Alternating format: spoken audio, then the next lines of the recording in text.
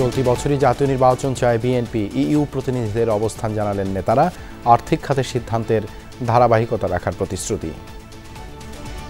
অর্থনীতিকে এই যে গর্তের থেকে বের করে তুলে আনার জন্য যে প্রোগ্রাম বিএনপি ইতিমধ্যে নিয়েছে, এবং এই সরকারের সময় যদি কোনো অর্থনৈতিক কর্মকাণ্ড উদ্যোগ নেওয়া হয় সেটা অবশ্যই আমরা সমর্থন করব। পূর্বাঞ্চলে পুতুলের নামে প্লট জালিয়াতির অভিযোগে শেখ হাসিনাকে আসামি করে দুর্নীতি মামলা। অনুসন্ধান শেষে বাকি 50 কাঠার বিষয়ে পদক্ষেপ নেবে দুদক। টিউলিপের ফ্ল্যাটের তদন্ত চাইলেন ডক্টর ইউনূস। দুর্নীতি প্রমাণ সাপেক্ষে ফেরত দেওয়ার আহ্বান। ব্রিটিশ এমপিকে বরখাস্তের দাবি বিরোধী দলীয় প্রধানের। দেশের আর্থিক স্বাস্থ্য ঠিক রাখতেই ভ্যাট বৃদ্ধি জানালেন প্রেস সচিব। খেলাপি ঋণের নতুন নিয়মে ব্যবসা বন্ধের শঙ্কা বিসিআই এর। এছাড়াও রাতের বাংলাদেশে থাকছে সন্ত্রাসী ইমনের নির্দেশে এলিফ্যান্ট রোডে 2 ব্যবসায়ীর উপর হামলা। অভিযোগ ভুক্তভোগীদের। দৃষ্টান্তমূলক শাস্তির আশ্বাস উপদেষ্টা আসিফের।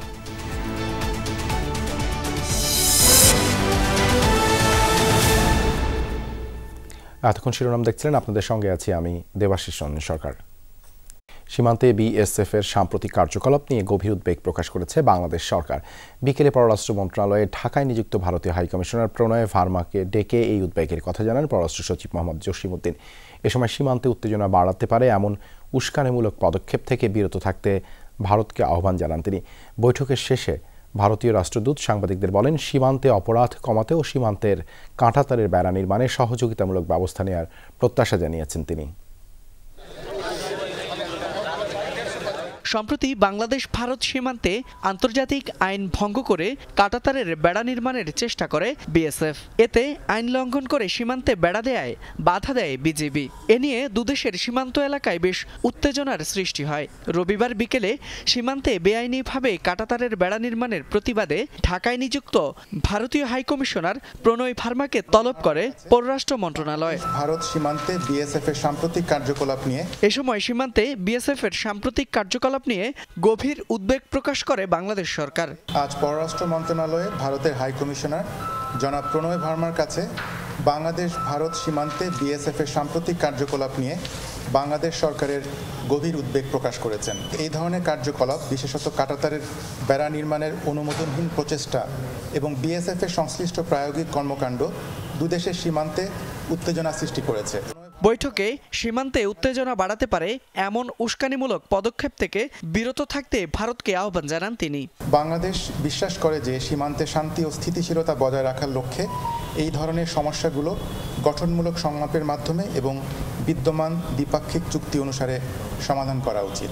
বৈঠক শেষে ভারতীয় রাষ্ট্রদূত সাংবাদিকদের বলেন, পররাষ্ট্র সচিবের সাথে চোরাচালান মানব পাচার বন্ধে কথা হয়েছে। সীমান্তে উভয় দেশই অপরাধ মুক্ত রাখতে বদ্ধপরিকর। Effectively addressing the challenges of smuggling, movement of criminals and trafficking. We have an understanding with regard to fencing the border for security. Our 2 border guarding forces, BSF and BGB, have been in communication in this regard. বৈঠকে সুনামগঞ্জে BSF এর হাতে একজন বাংলাদেশি নাগরিকের মৃত্যুতে গভীর উদ্বেগ ও হতাশা জানিয়েছে পররাষ্ট্র মন্ত্রণালয়। ফয়সাল মাহমুদ, যমুনা নিউজ, ঢাকা। উত্তপ্ত বাংলাদেশ ভারত সীমান্ত সমঝোতা চুক্তি উপেক্ষা করে সীমান্তে কাঁটাতারের বেড়া নির্মাণ করছে ভারত। তবে বিজিবি ও সাধারণ মানুষের প্রতিরোধের মুখে আপাতত বিএসএফ এর কার্যক্রম বন্ধ বলে জানিয়েছেন স্বরাষ্ট্র উপদেষ্টা। তিনি বলেন, ভারত অবৈধ কিছু করলে বাংলাদেশ যে কোনো উপায়ে প্রতিরোধ করবে। পর্যালোচনা করে দেশটির সাথে সীমান্ত নিয়ে বিদ্যমান যে কোনো অসম চুক্তি বাতিল করা হবে। বাংলাদেশ ঘিরে ভারতের সীমান্ত 4156 কিলোমিটার। নিরাপত্তার অজুহাতে এর মধ্যে 160টি স্থানে 3271 কিলোমিটার কাঁটাতারের বেড়া দিয়েছে দেশটি। বাংলাদেশের পরিবর্তিত পরিস্থিতিতে ভারত হঠাৎ করে বাকি 885 কিলোমিটারও বেড়া নির্মাণের কাজ শুরু করেছে। এক্ষেত্রে মানেনি কূটনৈতিক শিষ্টাচার, জানায়নি বাংলাদেশকে, লঙ্ঘন করেছে 2 দেশের সীমান্ত নিয়ে সমঝোতা চুক্তিও। 150 গজের ভিতরে কেউ কোনো প্রতিরক্ষা সামর্থ্য ডিফেন্স পোটেনশিয়ালিটি আছে, এই সব জিনিস কেউ করতে পারবে না। শূন্য লাইনের থেকে 150 গজের ভিতরে কোনো উন্নয়নমূলক কাজ করতে গেলে একে অপরের থেকে সম্মতি নিতে হবে। কোনো সম্মতি ছাড়া তারা এই কাজটা করতে পারবে না। বাংলাদেশ ভারত সীমান্ত নিয়ে সচিবালয়ে সেনা, বিজিবি, পুলিশ সহ বিভিন্ন আইন শৃঙ্খলা রক্ষাকারী বাহিনীর সাথে বৈঠক করেন স্বরাষ্ট্র উপদেষ্টা। জানান, লালমনিরহাট, চাঁপাইনবাবগঞ্জ, নওগাঁ, ফেনী ও কুষ্টিয়ার কয়েক স্থানে অবৈধভাবে কাঁটাতারের বেড়া দিচ্ছিল ভারত। তবে বিজিবি ও সীমান্তের জনগণের কঠোর প্রতিরোধের মুখে পিছু হটেছে বিএসএফ। বিজিবির সাথে আমাদের জনগণ খুব শক্ত অবস্থান নেওয়ায় এরা কিন্তু অন্যান্য জায়গা থেকে কাজ তারা বন্ধ করতে বাধ্য হয়েছে। আমাদের জায়গা দিব না, এতে আবার কঠোরের কি আছে? আমার জায়গা আমি কঠোর থাকবো না মানে কি? কি কই মানছে নিতে বন্ধ করে দিছে? এখন হলো কি, তারা বিভিন্ন জায়গায় তো সমস্যা করার চেষ্টা করবে, বাট আমরা যেভাবে হোক ছলে বলে কৌশলে যেইভাবে ওই সমস্যা সমাধান করব। উপদেষ্টার অভিযোগ, ক্ষমতাচ্যুত আওয়ামী লীগ সরকারের আমলে সীমান্ত নিয়ে ভারতের সাথে কিছু অসম চুক্তি হয়েছে। এসব চুক্তি পর্যালোচনা করবে বাংলাদেশ। অলরেডি একটা চিঠি দিব যে ওইগুলি আমার যে অসম চুক্তি হয়েছে ওইগুলি যেন বাদ দেওয়া যায়। 16 থেকে 20 ফেব্রুয়ারি বিজিবি ও বিএসএফ এর উচ্চ পর্যায়ের বৈঠক হবে। সেখানে সীমান্ত সমস্যা নিয়ে বিস্তারিত আলোচনা হবে বলে জানিয়েছেন স্বরাষ্ট্র উপদেষ্টা। একটা ভিজিট আছে। আলমগীর স্বপন, যমুনা নিউজ, ঢাকা। দীর্ঘমেয়াদে জনগণের কাছে অনির্বাচিত সরকারের গুরুত্ব থাকে না, তাই অন্য কোনো ভাবনায় না গিয়ে চলতি বছরই জাতীয় নির্বাচন চায় বিএনপি। ইইউ রাষ্ট্রদূতের সাথে বৈঠকে বিএনপির এমন অবস্থানের কথা তুলে ধরেন দলের মহাসচিব মির্জা ফখরুল ইসলাম আলমগীর। আর বিএনপি নেতা নজরুল ইসলাম খান সরকারের জনপ্রিয়তা নষ্ট হয় এমন সিদ্ধান্ত না নেয়ার আহ্বান জানান। কয়েক সপ্তাহের বিরতির পর আবারও বিএনপি চেয়ারপারসনের গুলশান কার্যালয় ঘিরে শুরু হয়েছে কূটনীতিকদের দৌড়ঝাঁপ। রোববার বিকেলে বিএনপি মহাসচিব মির্জা ফখরুল ইসলাম আলমগীরের সাথে বৈঠক করেন ঢাকাস্থ ইউরোপীয় ইউনিয়নের রাষ্ট্রদূত মাইকেল মিলার। ঘণ্টাব্যাপী বৈঠকে আগামী নির্বাচন ও সংস্কারের রোডম্যাপ নিয়ে আলোচনা হয়। রাষ্ট্রদূত বিএনপির কাছে এই দুই বিষয়ে দলীয় অবস্থান জানতে চান। এই বছরের মধ্যে নির্বাচন সম্পূর্ণ হওয়া অত্যন্ত জরুরি এবং অন্য কোনো ভাবনা দিকে না গিয়ে সরাসরি জাতীয় নির্বাচনের দিকে গিয়ে দেশের আগামী দিনে একটি নির্বাচিত সরকারের হাতে ক্ষমতা হস্তান্তর করে বাংলাদেশে গণতান্ত্রিক প্রক্রিয়া অব্যাহত রাখার জন্য। অগণতান্ত্রিক প্রক্রিয়ায় একটি দেশ বেশি দিন চলতে পারে না। সুতরাং অগণতান্ত্রিক সরকারের রাজনৈতিক ওয়েট থাকে না, মোবিলাইজেশন প্রসেস থাকে না, জনগণের সাথে সংশ্লিষ্টতা থাকে না। বৈঠকে বাংলাদেশের অর্থনীতি শক্তিশালীকরণে বিএনপির পরিকল্পনা জানতে চান রাষ্ট্রদূত। বিএনপির প্রতিশ্রুতি, দেশের স্বার্থে নেয়া অন্তর্বর্তীকালীন সরকারের যে কোনো আর্থিক সিদ্ধান্তের ধারাবাহিকতা অক্ষুণ্ণ রাখার। অর্থনীতিকে এই যে গর্তের থেকে বের করে তুলে আনার জন্য যে প্রোগ্রাম বিএনপি ইতিমধ্যে নিয়েছে এবং এই সরকারের সময় যদি কোনো অর্থনৈতিক কর্মকাণ্ড উদ্যোগ নেওয়া হয় সেটা অবশ্যই আমরা সমর্থন করব। এদিকে পরবর্তী করণীয় ঠিক করতে লেবার পার্টির সাথে লিয়াজু বৈঠক করে বিএনপি। পরে নজরুল ইসলাম খান সমালোচনা করেন ভ্যাট আরোপের সিদ্ধান্তের। যে সিদ্ধান্ত জনগণের দুর্ভোগের কারণ হয় তেমন সিদ্ধান্ত নিয়ে সরকার জনপ্রিয় থাকতে পারে না, অথচ আমরা এই সরকারকে জনপ্রিয় দেখতে চাই। আমরা মনে করি যে সরকারের অন্য পথ গ্রহণ করা দরকার, জনগণের যাতে দুর্ভোগ না বাড়ে অথচ রাষ্ট্রের প্রয়োজনে যে অর্থ প্রয়োজন সেটা অর্জন হয়, এরকম কোনো পথ সরকারের নেওয়া উচিত। গণ অধিকার পরিষদ, এনডিএম, বামৈক্য ও গণফোরামের সাথে বৈঠকের মধ্য দিয়ে শেষ হবে এই দফায় বিএনপির লিয়াজু কমিটির বৈঠক। আমরা আমাদের সিদ্ধান্ত জানাবো আপনাদেরকে। আরিফিন শাকিল, যমুনা নিউজ, ঢাকা। ক্ষমতার অপব্যবহার ও অনিয়ম করে পূর্বাঞ্চলে প্লট নেয়ার অভিযোগে শেখ হাসিনা ও তার কন্যা সাইমা ওয়াজেদ পুতুলের বিরুদ্ধে মামলা করেছে দুদক। অবৈধভাবে নেয়া 60 কাঠা প্লটের মধ্যে মামলাটি 10 কাঠার প্লট নিয়ে। মামলার প্রথম আসামি করা হয়েছে পুতুলকে। অনিয়মের অভিযোগে আসামি করা হয়েছে রাজুক ও গণপূর্তের 14 ঊর্ধ্বতন কর্মকর্তাকেও। বালু নদীর পাড়ে পূর্বাচল প্রকল্পের ডিপ্লোম্যাটিক জোনের 27 নম্বর সেক্টরে 203 নম্বর রোডের এক সারিতে 6টি প্লট, পুরো 60 কাঠা প্লটের চারপাশ ঘেরা প্রাচীর দিয়ে। পরিবেশের জন্য গুরুত্বপূর্ণ এই জোনে প্লট বরাদ্দের ক্ষেত্রে কাঠাপতি নির্ধারিত ছিল 3 লাখ টাকা। সেক্ষেত্রে প্রতিটি প্লটের মূল্য ধরা হয়েছিল মাত্র 30 লাখ টাকা।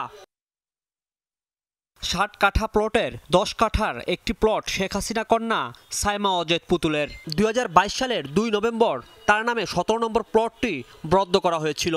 এর পাশেই শেখ হাসিনা ও জয়ের প্লটটি বরাদ্দ দিয়েছিল রাজুক। পূর্বাঞ্চলের যে স্থানে হওয়ার কথা ছিল গ্রিন জোন তা ভেঙে প্লটগুলো করা হয়েছিল শেখ হাসিনা ও তার পরিবারের জন্য। মায়ের ক্ষমতার অপব্যবহারে এ প্লট পেয়েছিলেন পুতুল। প্রাথমিক অনুসন্ধানে এসবের প্রমাণ পেয়েছে দুদক। পুতুলকে 1 নম্বর ও সাবেক প্রধানমন্ত্রী শেখ হাসিনাকে 2 নম্বর আসামি করে মামলা করেছে সংস্থাটি। সাথে আসামি রাজুক ও গণপূর্তের সে সময়কার ঊর্ধ্বতন আরও 14 কর্মকর্তা। আইন মতে বরাদ্দ পাওয়ার যোগ্য না হওয়া সত্ত্বেও পরস্পর যোগসাজশে পূর্বাচল আবাসন প্রকল্পের 27 নং সেক্টরের 203 নং রাস্তার প্লট নং 017 অভিযোগ সংশ্লিষ্ট সাইমা ওয়াজেদ পুতুল, জনাব শেখ হাসিনা সাবেক প্রধানমন্ত্রী সহ জাতীয় গৃহায়ণ কর্তৃপক্ষ এবং রাজুকের সংশ্লিষ্ট কর্মকর্তা সহ মোট 16 জনের বিরুদ্ধে আলোচ্য মামলাটি রুজু করা হয়েছে। দুদক জানায় বাকি 50 কাঠার প্লট নিয়েও অনুসন্ধান চলছে। পাওয়া যাচ্ছে ক্ষমতার অপব্যবহারের নানা প্রমাণ। অভিযোগটা এখানে 60 কাঠা নিয়ে আমরা আপনাদেরকে শীঘ্রই বাকিগুলো সম্পর্কেও আপনারা তথ্যাদি পাবেন। আওয়ামী লীগ সরকার পতনের পর সাবেক প্রধানমন্ত্রী শেখ হাসিনা ও তার পরিবারের বিরুদ্ধে প্রায় 80,000 কোটি টাকার দুর্নীতির অভিযোগ উঠেছে।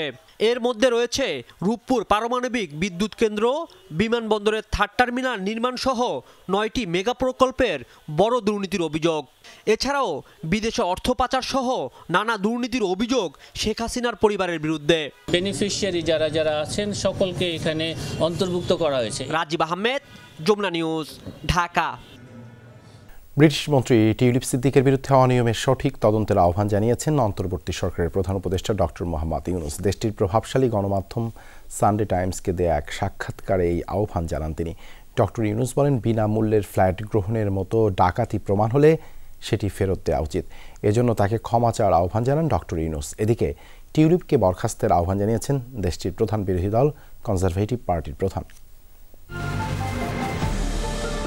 একের পর এক অনিয়মের অভিযোগে চাপের মুখে যুক্তরাজ্যের ক্ষমতাসীন লেবার পার্টির টানা 4 বারের এমপি টিউলিপ সিদ্দিক। এমন সময় তাকে নিয়ে মুখ খুললেন অন্তর্বর্তী সরকারের প্রধান উপদেষ্টা ডক্টর মোহাম্মদ ইউনূস। শনিবার প্রভাবশালী ব্রিটিশ সংবাদ মাধ্যম দ্য টাইমসকে এক সাক্ষাৎকারে টিউলিপের বিনামূল্যে ফ্ল্যাট গ্রহণের অভিযোগের সত্যতা প্রমাণে সুষ্ঠু তদন্ত হওয়া উচিত বলে মন্তব্য করেন তিনি। অভিযোগ প্রমাণিত হলে অর্থনৈতিকভাবে অর্জিত সম্পদ ফেরতের পাশাপাশি ক্ষমা চাওয়ার কথাও দ্য টাইমসে দেওয়া সাক্ষাৎকারে বলেন ডক্টর ইউনূস। শুধু ফ্ল্যাট গ্রহণই নয়, সামনে আসছে শেখ রেহানা কন্যার আরও বহু সুবিধা নেওয়ার তথ্য। ব্রিটিশ সংবাদ মাধ্যম দ্য টেলিগ্রাফের তথ্য অনুযায়ী 2019 সালে অনুষ্ঠিত ক্রিকেট বিশ্বকাপের 2টি ম্যাচ বিনামূল্যে স্টেডিয়ামে বসে উপভোগ করেছিলেন টিউলিপ। সঙ্গে ছিলেন তার ভাই বোন ও আওয়ামী লীগের একজন এমপিও। দুপুরের খাবার সহ প্রতিটি ম্যাচে টিকিটের দাম ছিল বাংলাদেশি মুদ্রায় প্রায় 54,000 টাকা করে।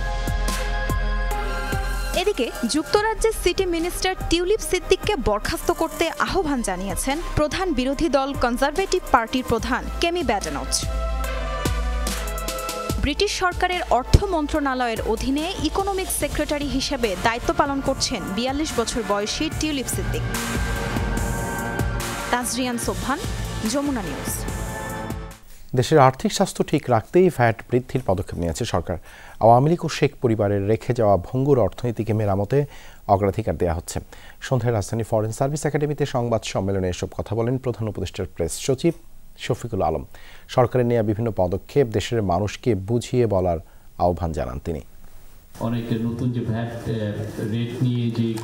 সংবাদ সম্মেলনের শুরুতেই ভ্যাট বৃদ্ধির প্রসঙ্গ টানেন প্রধান উপদেষ্টার প্রেস সচিব শফিকুল আলম। বলেন, 2021 সাল থেকেই রাজস্ব আয়ে শর্টফল চলছে, আর এই শর্টফল সামলাতেই এমন সিদ্ধান্ত সরকারের। 5 মাসে রেভিনিউ শর্টফল হয়েছে 42,000 কোটি টাকা। এই খরচটা তো আমার মেটাতে হবে। আপনি ট্যাক্স জিডিপির কমে যাওয়া মানে হচ্ছে আপনার যে ঋণ আপনি করছেন এমনও হতে পারে যে আপনার ঋণ শোধ করা সম্ভব না হতে পারবে, বা বাংলাদেশের যে সমস্ত ডেভেলপমেন্ট নিডগুলো লাগে সেগুলো আপনার হয়তো এক্সপেন্ডিচার মিট করতে পারছেন না। বাংলাদেশের ফিনান্সিয়াল হেলথ যাতে ঠিক থাকে সেটার দিকে সরকার লক্ষ্য রাখছে। ট্যাক্স জিডিপি না বাড়ানো হলে অনেক বৈদেশিক ঋণ পরিশোধ সম্ভব হবে না উল্লেখ করে প্রেস সচিব বলেন, ভ্যাট থেকে পাওয়া টাকা মানুষের জীবনমান উন্নয়নেই ব্যয় করা হবে। বলেন, IMF এর পরামর্শে নয়, টাকার মান বাড়াতেই ট্যাক্স জিডিপি বাড়ানোর বিকল্প নেই। IMF এর লোনটাই মুখ্য না। IMF এর একটা বড় জিনিস হচ্ছে IMF এর সাথে সম্পর্ক তৈরি, মানে ওরা পৃথিবীতে ম্যাক্রো ইকোনমিক স্ট্যাবিলিটির জন্য ওরা বেস্ট সাজেশন গুলো দেয়। IMF ঋণ দেওয়া মানে হচ্ছে তখন হয় কি, ওকে সামনে রেখে অন্যান্যরা আসে। আমাদের ম্যাক্রো ইকোনমিক স্ট্যাবিলিটি বাড়ানোর জন্য আমাদের ট্যাক্স রেভিনিউ রেশিওটা, ট্যাক্স জিডিপি রেশিওটা বাড়াতে হবে। এটা এমন জায়গায় চলে গেছে সেটা আর সাস্টেনেবল না। বিগত সরকারের আমলে মেগা প্রজেক্টের নামে ব্যাপক দুর্নীতি ও অপচয় হয়েছে উল্লেখ করে তিনি বলেন, জনগণের টাকায় অযথাই নির্মাণ করা হয়েছে কর্ণফুলী টানেল ও 7 তারকা হোটেল। পাচার করা টাকা ফেরত আনতে সরকার কাজ করছে বলে জানান শফিকুল আলম। আমরা সাসপেক্ট করছি তোমার এখানে টাকাটা চলে গেছে, তুমি আমাদেরকে কোঅপারেট করো, এবং আমরা ওভারওয়েলমিং সাপোর্ট সবার কাছ থেকে পাচ্ছি। শওকত মঞ্জুর শান্ত, যমুনা নিউজ, ঢাকা। এপ্রিলে খেলাপি ঋণের নতুন নিয়ম চালু হলে অনেক প্রতিষ্ঠান বন্ধ হয়ে যাবে, এমন শঙ্কা জানিয়েছেন বাংলাদেশ চেম্বার অব ইন্ডাস্ট্রিজের সভাপতি। সকালে কয়েকটি সংগঠনের প্রতিনিধি সহ তিনি গভর্নরের সাথে দেখা করে উদ্বেগের কথা জানান। বলেন, চড়া সুদহার, জ্বালানি সংকট, শ্রমিকের বেতন ভাতা বৃদ্ধির পর এমনিতেই নাকাল শিল্প প্রতিষ্ঠানগুলো। তারপর নতুন নিয়ম চালু হলে কারখানা বন্ধ ছাড়া উপায় থাকবে না তাদের। আইন শৃঙ্খলা পরিস্থিতির অবনতি, উপকরণের ব্যয় বৃদ্ধি, উচ্চ সুদহার সহ নানামুখী সংকটে দেশের শিল্প প্রতিষ্ঠান। জ্বালানি স্বল্পতায় ব্যাহত হচ্ছে উৎপাদন। এর মধ্যেই আলোচনা চলছে নতুন করে গ্যাসের দাম বৃদ্ধির। এসব উদ্বিগ্নতা নিয়ে রোববার ব্যবসায়ীদের একটি প্রতিনিধি দল দেখা করেন গভর্নরের সাথে। আমরা প্রথমেই বলেছি যে ভাই, আমাদেরকে একটা এক্সিট পলিসি এটা আপনি আমাদেরকে করে দেন, কারণ এই জেলে যাওয়ার থেকে বরং একটা এক্সিট পলিসি করলে অন্তত মান সম্মান নিয়ে যারা ব্যবসা করতে পারছে সেটা তারা আমরা ফেরত যেতে পারি। এপ্রিল যদি ক্লাসিফিকেশন 3 মাসই যদি হয়, তাহলে এপ্রিলের মধ্যে আপনারা 60-70% ইন্ডাস্ট্রি দেখবেন যে বসে গেছে, ক্লাসিফাইড হয়ে বসে গেছে। এটাকে আপনারা 2025-এর এন্ড পর্যন্ত নিয়ে যান। একক ঋণসীমা বাড়ানোর দাবি জানিয়ে বিসিআই সভাপতি বলেন, না হলে মুদ্রার অবমূল্যায়নে ঋণপত্র খুলতে সমস্যায় পড়ছেন তারা। প্রণোদনার অর্থ পেতে নানা জটিলতার কথাও তুলে ধরেন ব্যবসায়ীরা। ক্যাশ ইনসেনটিভ আমরা আসলে এক্সপোর্ট করার পরে দেখা যায় যে অডিট করতে করতে কিন্তু 1 বছর চলে যায়, এবং পেমেন্ট পেতে পেতে অ্যানাদার 1 বছর। আর ক্যাশ ইনসেনটিভ গ্র্যাজুয়ালি কিন্তু উইথড্র করা হচ্ছে। এখন আমাদের দেশে ক্যাশ ইনসেনটিভ উইথড্র হবে, আমাদের দেশ থেকে ইন্টারেস্ট রেটও হাই হবে, আমাদের গ্যাস প্রাইসও বাড়বে, বেতনও বাড়বে, ইনক্রিমেন্টও হবে। তাই এখানে কিভাবে কম্পিটিটিভ হবে?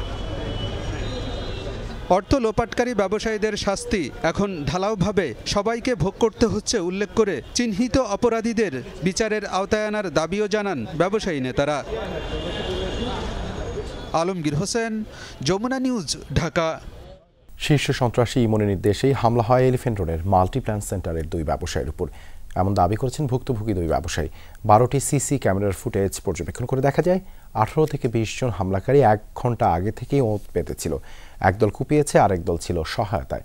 এই ঘটনায় 2 জনকে গ্রেপ্তার করেছে পুলিশ। শাকিল হাসানের রিপোর্ট।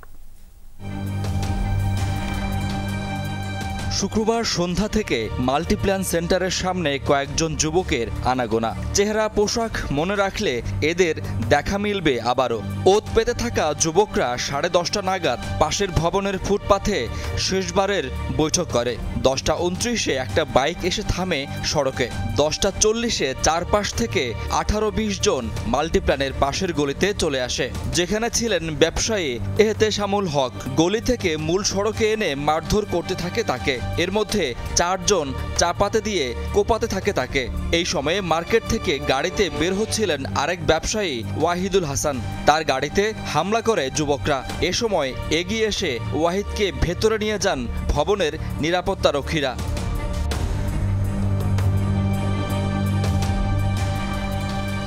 তাদের একজন রাজু আহমেদ বলছিলেন সে রাতের ঘটনা।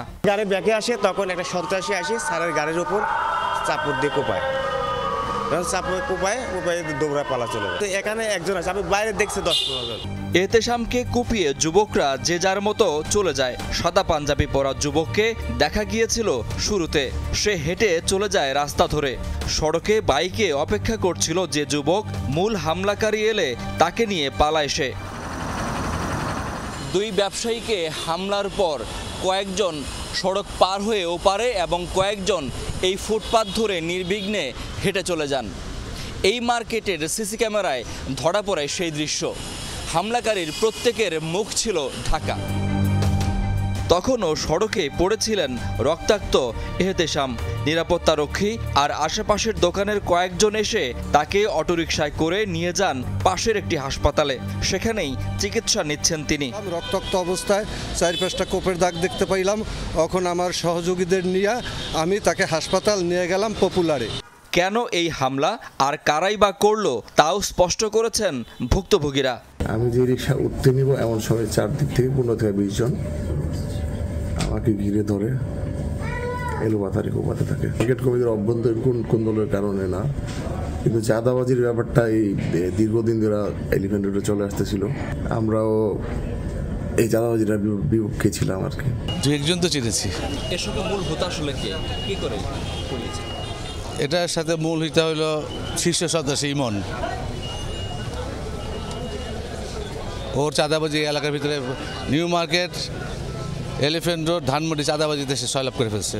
ব্যবসায়ীদের সঙ্গে দেখা করে উপদেষ্টা আসিফ মাহমুদ অপরাধীদের দ্রুত গ্রেফতারের আশ্বাস দেন। আপনাদের কাছে সুনির্দিষ্ট তথ্য প্রমাণ সহকারে যদি কোনো অভিযোগ থাকে সেটা আমাদেরকে জানাবেন, মন্ত্রণালয়ের পক্ষ থেকে আমরা যথাযথ ব্যবস্থা নিব। দ্রুততার সহিত বাকি যে এজাহারভুক্ত আসামিগুলো আছে তাদেরকে আমরা গ্রেপ্তার করব। পুরো ঘটনাটা ইনশাল্লাহ দ্রুততার সহিত উদ্ঘাটন করার চেষ্টা করছি।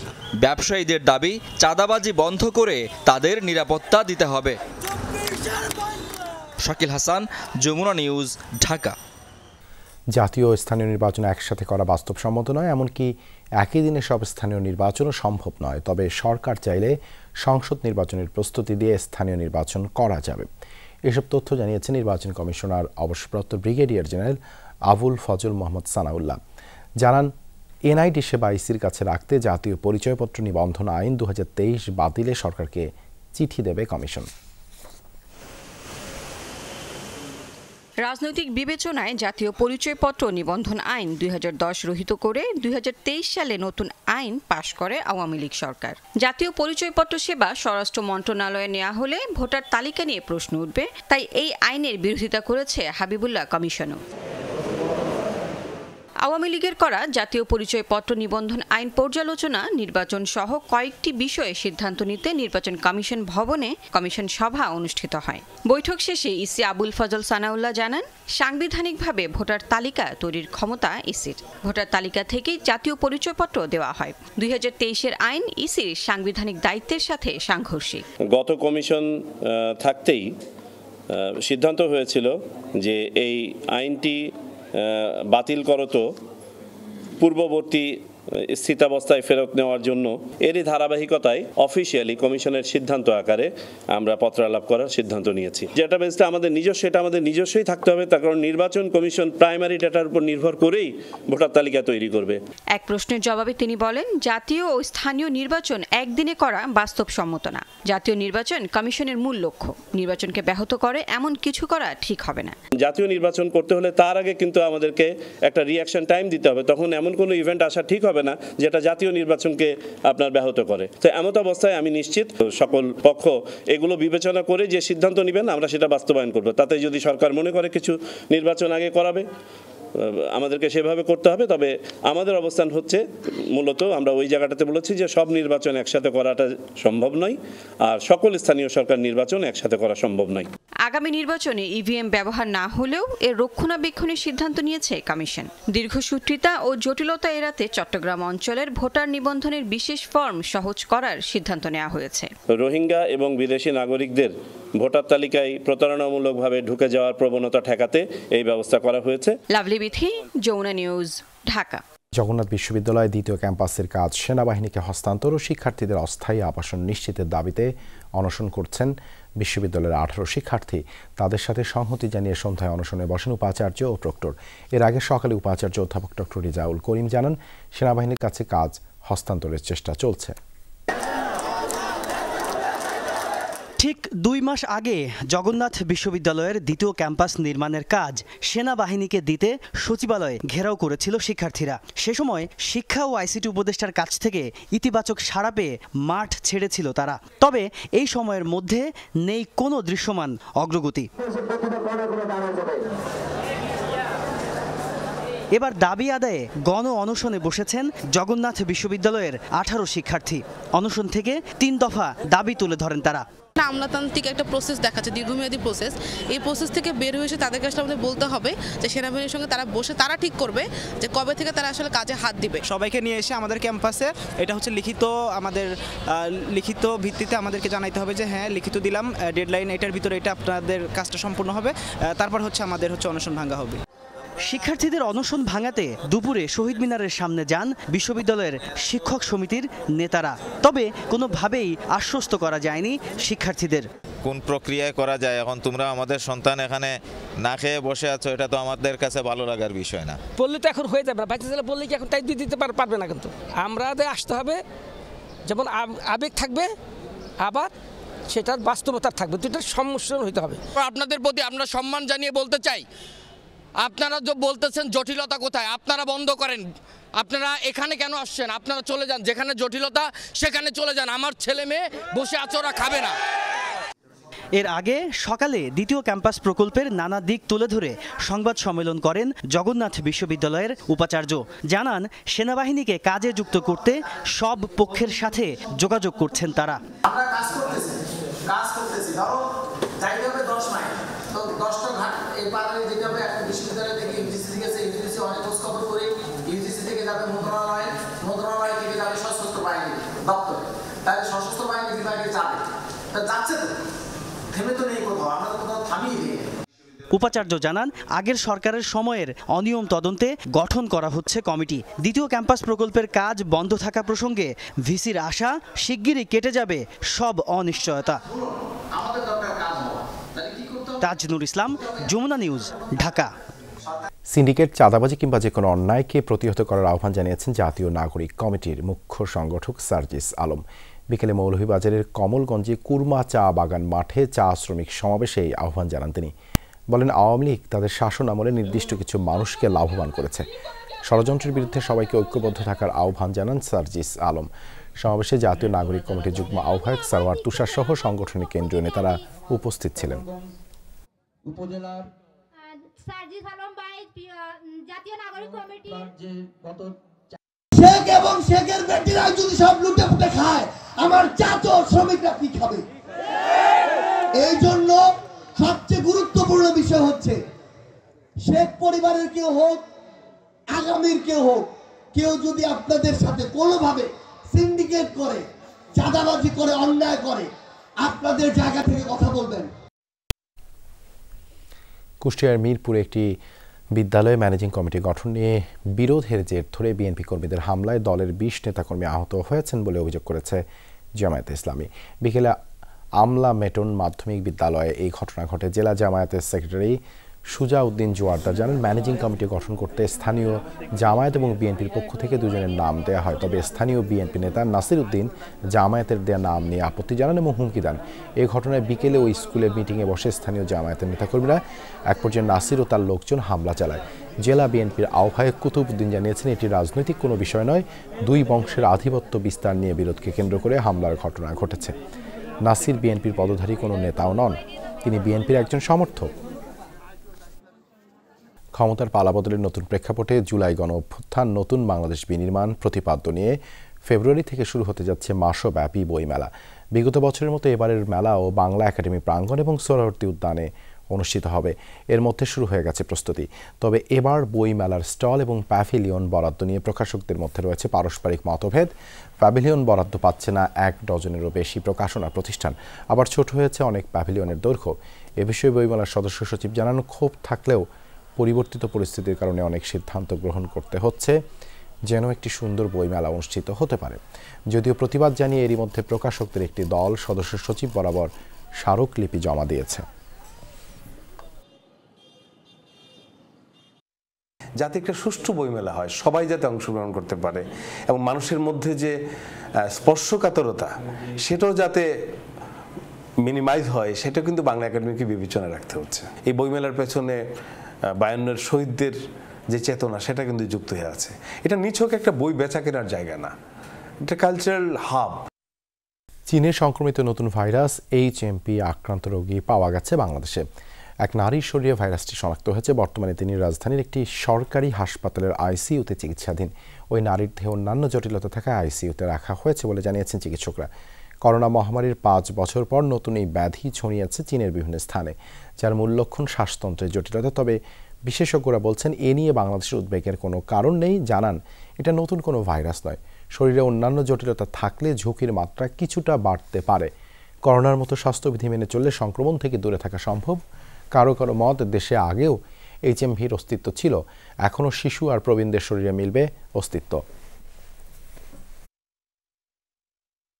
এই ভাইরাসটাও কিন্তু আসলে রেসপিরেটরি ইনফেকশনই করে এবং এটাও তেমন মারাত্মক কোনো, মানে আমরা করোনা নিয়ে যেমন ভয় পেয়েছিলাম অথবা এইডস নিয়ে বা ডেঙ্গি নিয়ে যেমন আমাদের হয়তো ভয় থাকে, তার থেকে এটার এগেনস্টে ভয়টা আসলে অত মারাত্মক না।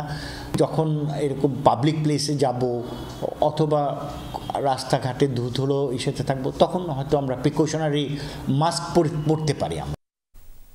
নাজমুল শান্তকে অধিনায়ক করে চ্যাম্পিয়ন্স ট্রফির জন্য 15 সদস্যের দল ঘোষণা করেছে বিসিবি। নেই সাকিব আল হাসান, জায়গা হয়নি লিটন কুমার দাসের। স্কোয়াডে 4 পেসার তাসকিন রানা, সাকিব, মুস্তাফিজের সঙ্গে আছেন তিনি স্পিনার রিশাদ, নাসুম ও মিরাজ। লিটন বাদ পড়ায় দলে জায়গা হয়েছে পারভেজ ইমনের। আলোচনায় থাকলেও 5 পেসার না খেলানোর সুযোগ পাচ্ছেন না হাসান মাহমুদ, শরীফুল ইসলামরা। অপেক্ষার পালা শেষ, জানা গেল চ্যাম্পিয়ন্স ট্রফিতে কারা খেলবেন। রোববার মিরপুর শেরেবাংলা স্টেডিয়ামের প্রেস কনফারেন্স রুমে দল ঘোষণা করেন প্রধান নির্বাচক গাজী আশরাফ হোসেন লিপু। বোলিং অ্যাকশন ত্রুটির কারণে দলে নেই সাকিব আল হাসান, অফ ফর্মের কারণে বাদ লিটন দাস। 4 পেসার তাসকিন রানা, মোস্তা সাকিবের সাথে 3 স্পিনার রিশাদ, মিরাজ, নাসুম। 3 ওপেনার সহ দলে আছেন 8 জন ব্যাটার। অভিষেকের পর এই প্রথম কোনো ধরনের আইসিসি ইভেন্ট মিস করছেন সাকিব। যেহেতু বল করতে পারবেন না, ব্যাটিংয়ে সাকিবের জায়গা দেখেননি প্রধান নির্বাচক। সিলেকশন প্রসেসে সাকিব আল হাসানের অবস্থানটা ছিল একজন ব্যাটসম্যান হিসেবেই আমাদের কাছে, এবং আমাদের এই দলে আসলে টিম কম্বিনেশনটা সাজাতে গিয়ে শুধু ব্যাটসম্যান হিসেবে তাকে আমরা এই 15 জনে অ্যাকোমোডেট করতে পারিনি। লিটনের বাদ পড়াও অনুমিত। শেষ 7 ম্যাচে 13 রান, শেষ 5 ম্যাচে 3 ডাকে রান 6। টানা ব্যর্থতার সঙ্গে একইভাবে বারবার আউট হওয়া লিটনের বাদ পড়ার কারণ। লিটনের আউট অফ ফর্ম। একটা ব্যাটসম্যান দীর্ঘদিন ধরে এই একই ফর্মেটে রানের তীব্র খরায় ভুগছে। আউটের প্যাটার্নগুলো অনেকটা একই রকম। এক সময় একটা ব্যাটসম্যান আউট অফ ফর্ম থাকলেও যখন তার প্রতি অনেক সময় ঠিক আস্থার জায়গা থেকে দলে সিলেক্ট হয়, সেই জায়গাটা আমার মনে হয় যে এই মুহূর্তে তিনি সেই অবস্থানে নেই।